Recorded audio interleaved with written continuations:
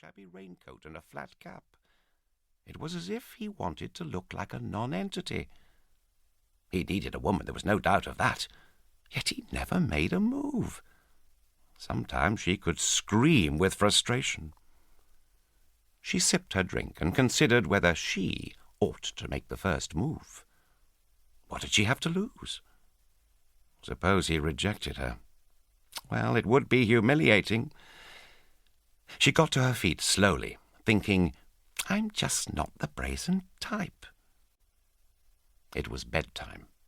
If she had one more gin in bed, she would be able to sleep. Her bedroom was below Mr. Faber's, and she could hear violin music from his radio as she undressed. She sipped her gin and wished Mr. Faber would turn the radio off. She could, of course, ask him to. She looked at her bedside clock. It was past 10. She could just pop up the stairs and tap on his door. Silly old fool, she said to herself.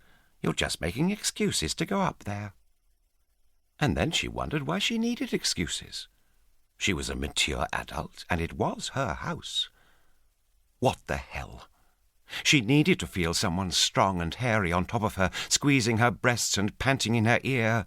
For tomorrow the gas bombs might come over from Germany, and they would all die, choking and gasping, and she would have lost her last chance. So she drained her glass and picked up her bunch of keys in case he couldn't hear her knock above the radio. She went up the stairs and tapped on the door at the top. She tried it gently. It was locked. The radio was turned down, and Mr. Faber called out, Yes? He was well-spoken. Not Cockney or foreign, not anything. Just a pleasantly neutral voice. She said, Can I have a word with you? He seemed to hesitate. Then he said, I'm undressed. So am I, she giggled, and she opened the door with her duplicate key. He was standing in front of the radio with some kind of screwdriver in his hand. His face was white, and he looked scared to death. She stepped inside and closed the door behind her. She remembered a line from an American film and said, Would you buy a lonely girl a drink? It was silly, but it sounded vampish. It seemed to have the desired effect. Without speaking, he came slowly toward her.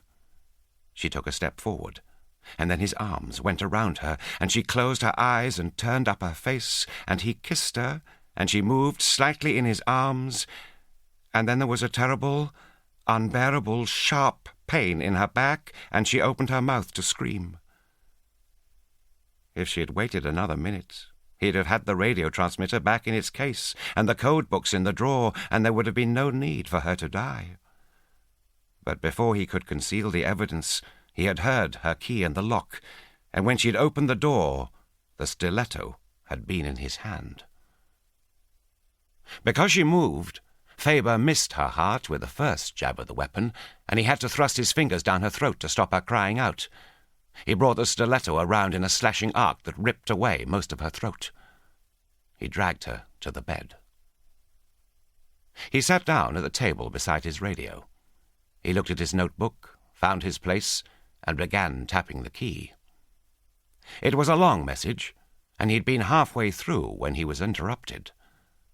When he had completed it, he signed off with, Regards to Willie. The transmitter packed away neatly into a specially designed suitcase. Faber put the rest of his possessions into a second case.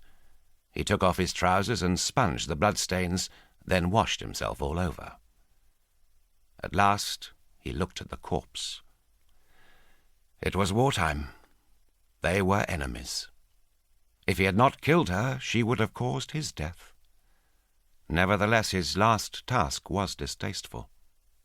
He lifted her nightdress, pulling it up around her waist. She was wearing knickers. He tore them. Poor woman. She had only wanted to seduce him.